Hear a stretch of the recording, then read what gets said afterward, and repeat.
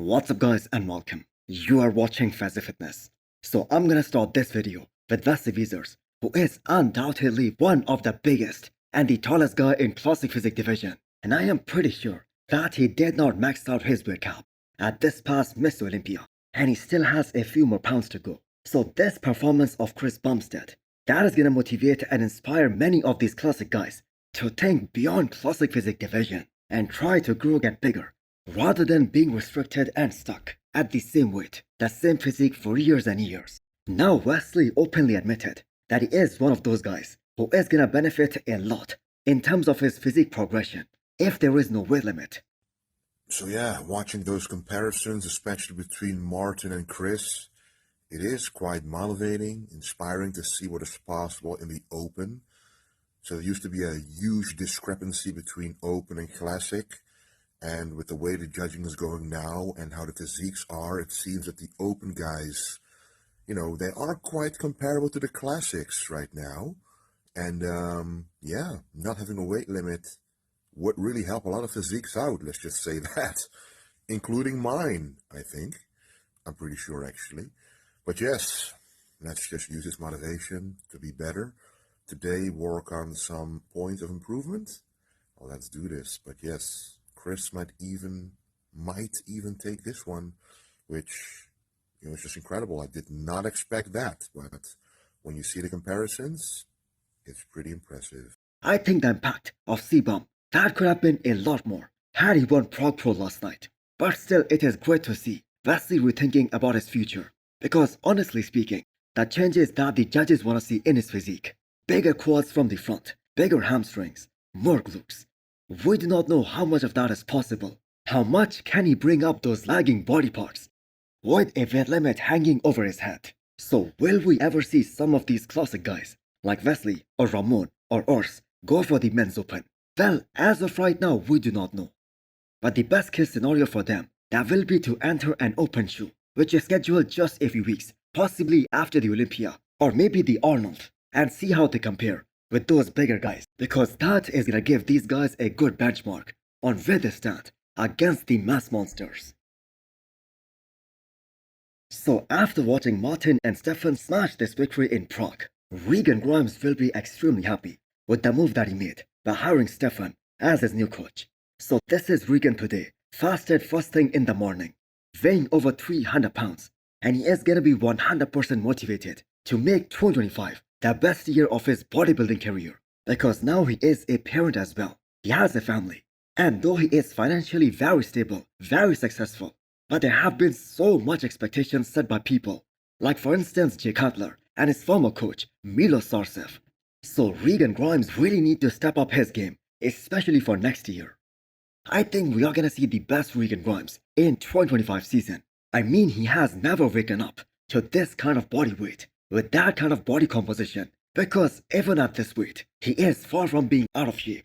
Now, a lot of us were extremely impressed with Regan Grimes' physique at his last show, the Olympia last year. But in order to get into that top 6, which has always been his goal, he needs more size. He needs more quad sweep, bigger arms, maybe a fuller chest. And that is what he has been working on throughout this offseason. So Regan is another guy who is rumored to be competing in the first ever Pittsburgh Pro next year. So how will Classic Physique do with no Chris Bumstead and a new champion in 2025, and that too for the very first time in 7 years? To analyze that, let's take a look at the guy who pushed Chris Bumstead harder than anybody ever did in his reign, Mike Sommerfeld, who was spotted doing seminar as well as some posing tutorials for the fans and the crowd.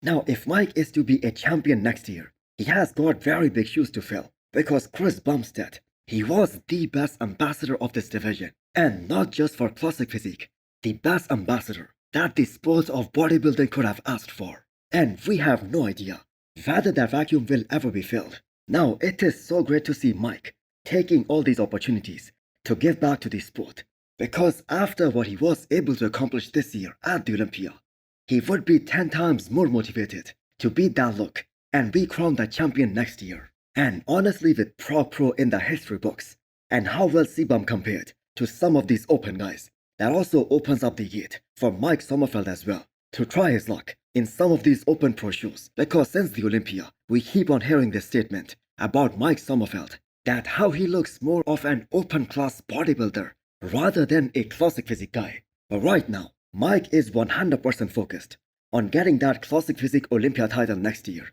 But maybe we are looking at a future men's open guy as well. So Martin-Fitzwater punched a very early ticket to his second ever Miss Olympia. But you guys do remember him making a statement that he wants to make himself a millionaire next year. Now he is obviously not doing this upcoming Arnold. So how does he plans to do that? How does he plans on winning that much money? So some of you guys might have missed this announcement. So here it is. Martin is going for the Pittsburgh Pro as well as the Dubai Pro, both of which are gonna be some of the biggest shows of the year in terms of the prize money. After the Olympia and the Arnold, of course. He also gave a green signal to the organizers of FIBA Germany to put in the men's open class in that show. And the number 4th best bodybuilder in the world, he is gonna be there. So just talk about being successful. At the age of 27, Martin is your man. And I kind of like his approach as a fan, that instead of taking the entire year off solely to focus on just one show, he plans to go into 2025 with a big bang and make as much money as he possibly can and be better at the same time. Now this is a smart thinking in a sense that nothing is guaranteed in bodybuilding and just one injury can put a big question mark on your entire career.